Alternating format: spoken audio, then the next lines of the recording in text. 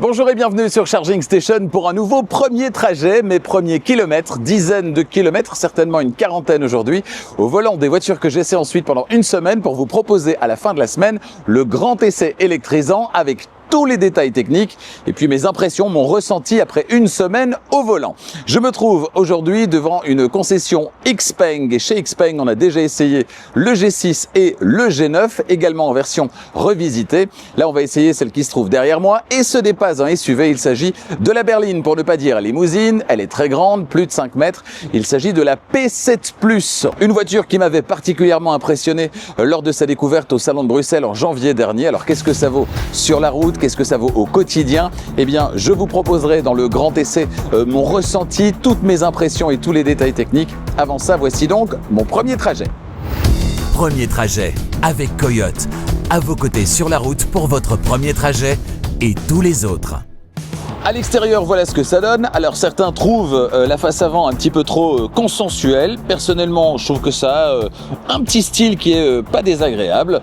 J'aime assez, mais je peux comprendre effectivement qu'on puisse trouver ça un petit peu commun dans la mesure où on a effectivement un regard qui est le regard qu'on trouve sur à peu près tous les véhicules chinois en ce moment, c'est-à-dire un bandeau LED qui va de gauche à droite. En partie inférieure, on les voit bien parce qu'ils sont ouverts là pour l'instant sur les petits volets actifs qui vont permettre de refroidir la partie technique en cas de besoin. Et aujourd'hui, il fait 30 degrés. Il fait donc très très chaud. Le profil, il est très élancé avec une partie supérieure en noir, ce qui va accentuer la ligne de ce véhicule. Une partie arrière qui est relativement fuyante avec cette spécificité ici, c'est-à-dire ce double becquet, partie supérieure et en partie inférieure. Ici aussi, on va retrouver ce qu'on retrouve beaucoup en ce moment, à savoir un bandeau LED qui va de droite à gauche sur toute la largeur donc de la voiture. L'ouverture du coffre, c'est électrique, ça se passe ici en dessous. Et on a un petit bémol déjà ici, c'est qu'on n'a pas de cache-bagages. Vous voyez, on n'a pas de cache-bagages ici, rien du tout. Donc, au travers de la vitre du haillon, eh bien, on va pouvoir voir ce qui se trouve dans le coffre. Ça, c'est pas génial. À part ça, on a de la place, on a un crochet à gauche, un crochet à droite également. Et ici, il est accompagné d'une prise 12 volts. Banquette arrière fractionnable 60-40 et on le devine ici, eh bien, le dossier de la banquette peut s'incliner. On verra ça dans un instant quand on sera installé à l'arrière. Il y a un sous-coffre ici. Il n'y a pas de frunk malheureusement dans cette voiture. Donc si vous voulez vraiment cacher quelque chose, eh bien, il faudra le mettre dans le sous-coffre. Les poignées, elles se présentent à vous quand vous vous approchez du véhicule. Ça, c'est plutôt une bonne nouvelle. Et les bonnes nouvelles ne vont pas s'arrêter là, puisqu'à l'arrière, dans cette voiture, je suis dans un véritable salon. Alors là, je pense que le siège avant, en plus, est reculé, puisqu'il y a la position Easy Entry, donc le siège recule pour me permettre de rentrer et de sortir plus facilement. Donc il va encore avancer un petit peu, mais là, j'ai déjà une place gigantesque au niveau des genoux. J'ai de la place au niveau de la tête également. Et puis, il y a tout le confort. Alors, bien sûr, il n'y a pas de... Ici, vous voyez, il n'y a pas de poche aumônière.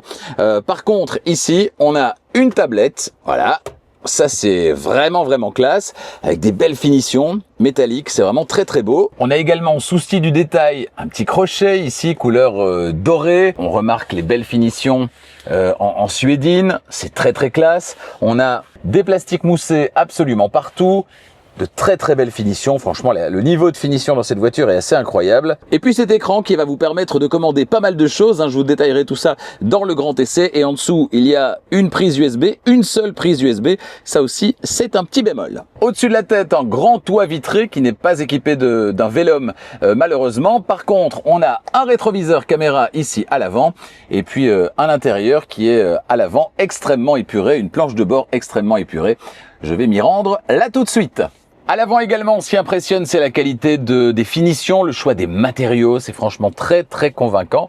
Ça fait très premium, on est dans un univers certes épuré, mais assez classieux. On a un petit écran instrument ici derrière le volant qui me fait penser à ce qu'on retrouve chez Lotus, par exemple. Voilà. Non, c'est franchement très bien, tout est très cohérent. On a ici un intérieur clair, on peut avoir un intérieur foncé également. On a des petits pads de recharge qui sont ventilés, porte-gobelets, etc.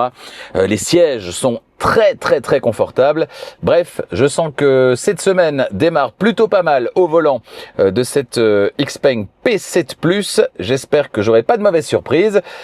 Verdict, dans les prochaines minutes concernant ce premier trajet. Le bip de survitesse, c'est via le petit raccourci qui vient du haut ici. Ça, c'est relativement accessible, ce qui n'est pas le cas par exemple de l'alerte d'attention. Donc j'espère qu'elle va pas trop m'ennuyer durant ce premier trajet. 56 km, c'est la distance à parcourir pour ce premier trajet. Je vous propose donc de démarrer ensemble. Je mets la marche arrière et la définition est très sympa. On a un système autopark également sur cette voiture. Je suis pas fan en général de ces systèmes de parking automatique, étant donné que c'est rarement plus rapide que quand on le fait soi-même. Alors ici, par contre, on voit la voiture dans son environnement. Il y a beaucoup de voitures stationnées là, et la voiture les voit toutes. On a une voiture qui est très grande, donc faire très attention. Une belle souplesse là sur ces premiers mètres. On a une très très belle souplesse d'utilisation. C'est très très silencieux. Ici, je vais à gauche et donc j'ai la caméra du côté gauche qui s'affiche en grand sur l'écran et je l'ai également dans l'affichage tête haute qui est parmi les plus complets du marché, ai-je lu, et effectivement je vois dans l'affichage tête haute tout ce qu'on voyait ici juste avant, c'est-à-dire la voiture dans son environnement, le carrefour qui se trouve devant moi, et puis je vois également le retour caméra. Alors je sais pas si c'est vraiment utile, mais le retour caméra que je trouve ici également. Franchement, c'est les deux maîtres mots sur ces quelques centaines de mètres que je viens de parcourir avec cette voiture, c'est souplesse et silence. Souplesse et silence. Alors j'ai effectivement une belle récupération d'énergie, je suis sur élevé, je viens de vérifier concernant la récupération d'énergie, le X-pédale, je suis bien sur élevé, mais je n'ai pas le mode arrêt activé, et pour l'activer, je dois précisément m'arrêter, c'est ce que je vais faire là maintenant, voilà, je m'arrête, et là je peux activer le mode arrêt, c'est un peu paradoxal, mais c'est comme ça, et on va voir maintenant si ça change quelque chose, a priori ce sera le cas, là je lève le pied, et là, je vais bien jusqu'à l'arrêt complet, donc pas de problème, on a bien une bonne conduite à une pédale qui semble être bien calibrée sur cette voiture. Et toujours ce silence absolument étonnant. Alors finalement, cette vue caméra, je viens de la réduire parce qu'en fait, ça vient empiéter sur la vue. Et parfois, quand on est dans un carrefour, on cherche son chemin, on a envie de garder, en l'occurrence ici, Apple CarPlay activé et la carte, l'image de la caméra vient s'afficher devant. Ça, c'est un petit peu embêtant. Alors, je suis sur l'autoroute, mais dans les embouteillages. Je vais donc tester la conduite assistée. Pour ça, un coup vers le bas, conduite X-Pilot Assist activée. Voilà. Et deux coups vers le bas, LCC activé. J'ai le centrage là sur la voie de circulation. La question étant de savoir s'il y a donc un volant capacitif ou si je vais être systématiquement rappelé à l'ordre parce que la voiture va croire que je n'ai pas les mains sur le volant, même quand j'ai les mains sur le volant. Ce qui me dérange un peu, c'est que le centrage sur la voie de circulation est très collant. Donc ça veut dire qu'une fois qu'il est activé, il faut casser un peu le mode pour récupérer la main. Ça se fait pas avec beaucoup de fluidité, c'est dommage. Le paradoxe de ça, justement, c'est que la voiture donne l'impression de bien maîtriser le centrage. Donc ça, c'est chouette, mais si je veux récupérer la main, ça me donne l'impression que la voiture ne veut pas vraiment me la rendre, ce qui n'est pas très agréable. Voilà, veuillez garder les mains sur le volant. Je dépose les mains sur le volant et le bout des doigts sur le volant et l'alerte disparaît. Donc on a bien un volant capacitif sur cette voiture, c'est une bonne chose. En fait, j'active le clignotant. Et en activant le clignotant, la voiture devrait savoir que je veux changer de voie. Et pourtant, quand j'amorce le changement de voie, je dois vraiment insister pour qu'elle quitte le centrage sur la voie de circulation. Et même là, si je ne le fais pas de manière assez franche, elle a tendance à me ramener sur la voie, alors que j'ai le clignotant activé. Donc, elle sait que je vais changer de bande vers la gauche. Voilà, il y a encore quelques ajustements là aussi à faire.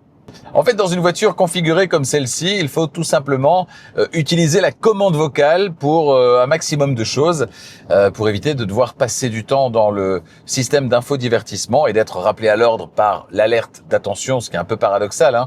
Les commandes de réglage de ventilation du siège, par exemple, si c'était sur la portière, ce serait nettement plus ergonomique à utiliser.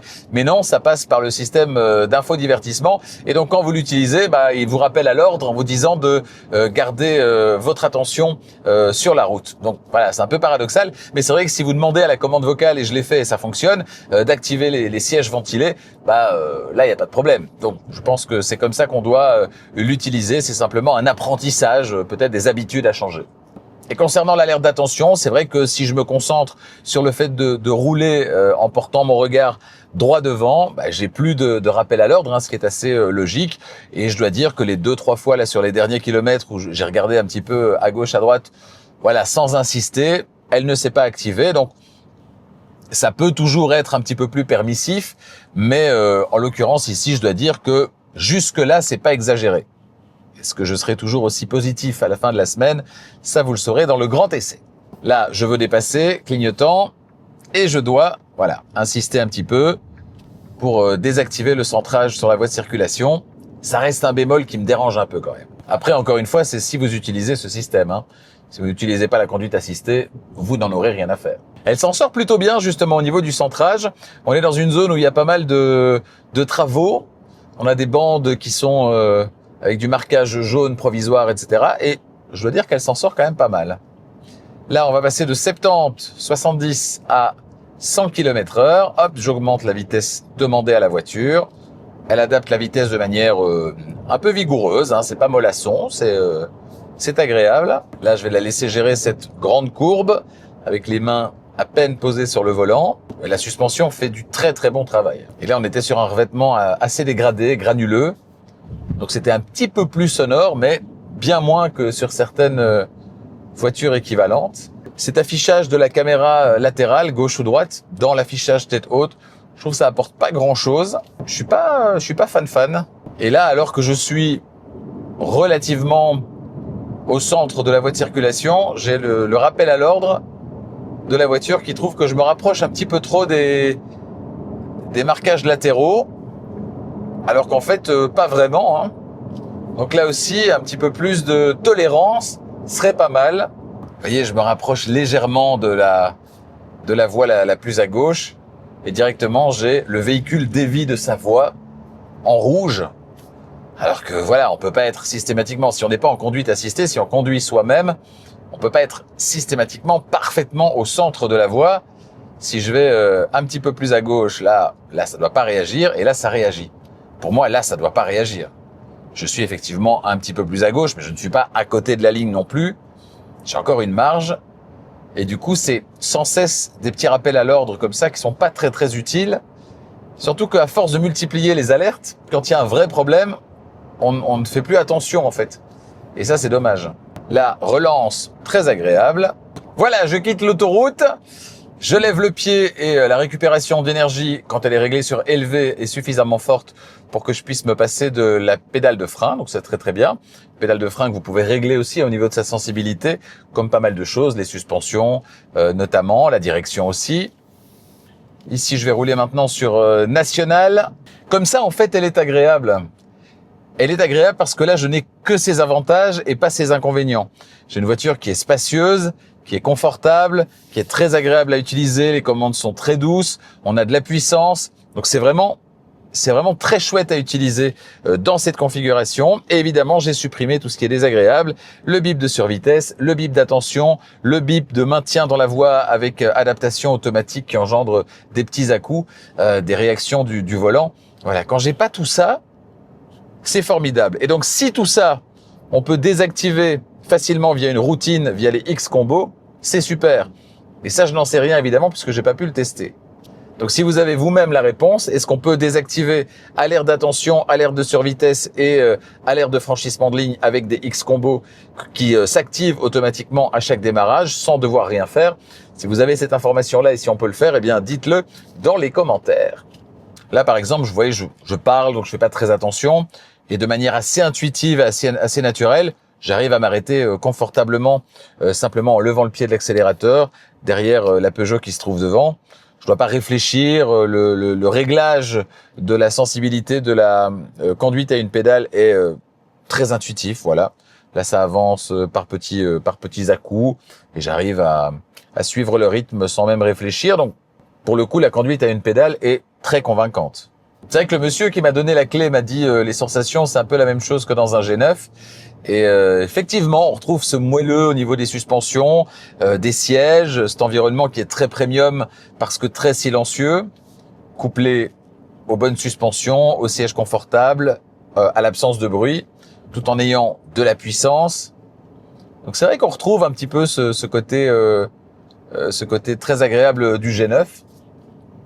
Bon, eh bien me voilà déjà presque au terme de ce premier trajet. Merci de l'avoir vécu avec moi dans cette vidéo. Rapide coup d'œil du côté des points positifs, des points plus négatifs. Les points positifs, c'est le confort avant tout, confort des sièges, des suspensions, confort acoustique également, l'agrément de conduite quand on a supprimé tous les bips. La voiture est très agréable à conduire, il y a de la puissance, il y a du couple, on a une voiture très douce également au niveau de ses commandes, donc ça c'est vraiment très très chouette. Par contre, les points plus négatifs, ça va être principalement, si on oublie une seule prise USB à l'arrière au lieu de 2 ou encore pas de cache-bagages, moi l'argument principal contre, ce serait les aides à la conduite qui sont malheureusement pas encore tout à fait au point, et ça on peut évidemment le regretter.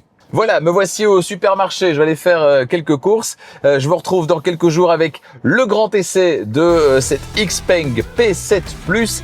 Merci d'avoir suivi ce premier trajet, vous n'êtes pas encore abonné, faites-le. Et n'oubliez pas d'activer la clochette des notifications pour être prévenu dès qu'une nouvelle vidéo électrisante est disponible. D'autant plus que, évidemment, la prochaine, ce sera le grand essai de cette Xpeng P7 Plus. Je vais aller m'acheter un bon poulet rôti. À bientôt.